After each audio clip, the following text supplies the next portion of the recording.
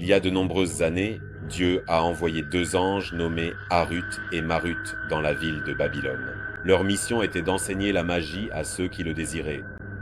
Cependant, ils n'enseignaient la magie à personne, sans d'abord avertir que l'apprentissage de ces connaissances menait à l'enfer.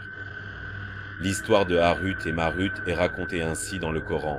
Ils enseignaient la magie aux gens et ce qui avait été révélé à ces deux anges, Harut et Marut, à Babylone. Pourtant, tous deux disaient « Nous ne sommes envoyés que pour vous mettre à l'épreuve. Ne devenez pas mécréants en pratiquant la magie. » Ils n'enseignaient rien à personne sans avoir dit cela. C'est ainsi qu'ils apprenaient des choses qui pouvaient séparer un homme de sa femme. Ils savaient très bien que quiconque acquiert la magie n'aura aucune part dans l'au-delà. S'ils savaient vraiment comme il est laid ce pourquoi ils ont vendu leurs âmes. Allah, dans ces versets, dit qu'il a envoyé deux anges nommés Harut et Marut pour éprouver les gens, et que la seule conséquence de pratiquer la magie apprise d'eux est l'enfer. Cependant, de nombreuses personnes ont accepté l'enfer et se sont damnées pour l'éternité en pratiquant les sorts enseignés par les deux anges nommés Harut et Marut. Selon ce qui est raconté dans les anciens livres, ces deux anges ont vu les mauvais penchants des humains, qu'ils étaient des menteurs, et ils ont demandé à Allah « Nous sommes meilleurs qu'eux. Pourquoi les considères-tu supérieurs à nous ?» ont-ils demandé. Allah a alors dit à ces deux anges que les humains avaient un ego. Je vais donc vous donner un ego à vous aussi. Si vous commettez des péchés, je vous infligerai également le châtiment, a-t-il dit. Harut et Marut ont accepté cela. Mais une fois qu'ils ont eu un ego, tous deux ont commis de nombreux péchés. Finalement, ils ont été punis. La punition pour les deux fut d'être suspendus la tête en bas dans une grotte jusqu'au jour du jugement. Harut et Marut ont reçu la peine de rester suspendus la tête en bas dans une grotte. En même temps, en accomplissant la mission que Dieu leur a confiée, ils continuent d'enseigner la sorcellerie à ceux qui acceptent l'enfer jusqu'au jour du jugement.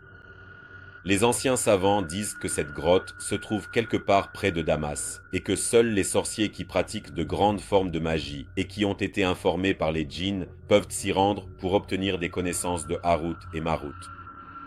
Toujours dans les livres des anciens savants, le voyage d'un sorcier dangereux et érudit vers cette grotte à Damas est raconté ainsi. J'avais progressé dans la science de la sorcellerie. Un jour, mon maître est venu me voir et m'a dit que si je voulais approfondir mes connaissances, je devais me rendre à la grotte de Harut et Marut à Damas, et que cette grotte se trouvait entre deux montagnes. Je me suis mis en route pour la région de Damas. Après 20 jours de voyage, une femme qui écrivait des talismans et que j'ai rencontrée là-bas m'a montré le chemin de la grotte. J'y suis donc allé.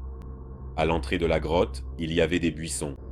Alors que je nettoyais ces buissons, une voix venant de l'intérieur a dit « Qui est là ?» m'a-t-elle interpellé. J'ai donné mon nom et celui de mon père.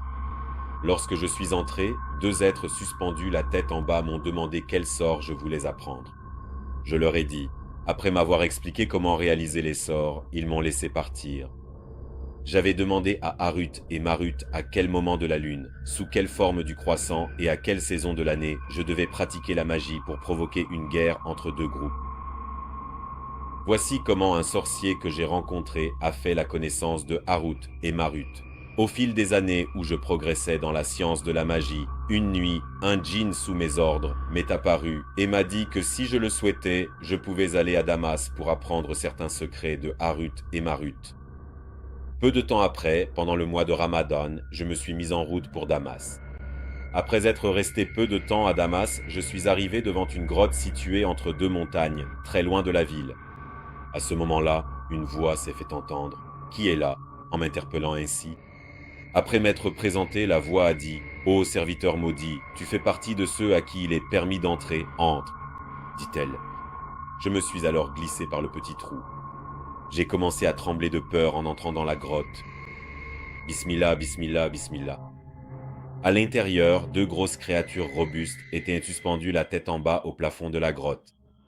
Ses yeux étaient injectés de sang. Quand j'ai compris qu'il s'agissait des deux anges nommés Harut et Marut, ils m'ont demandé si j'acceptais que ce qu'ils allaient m'apprendre n'aurait pour contrepartie que l'enfer.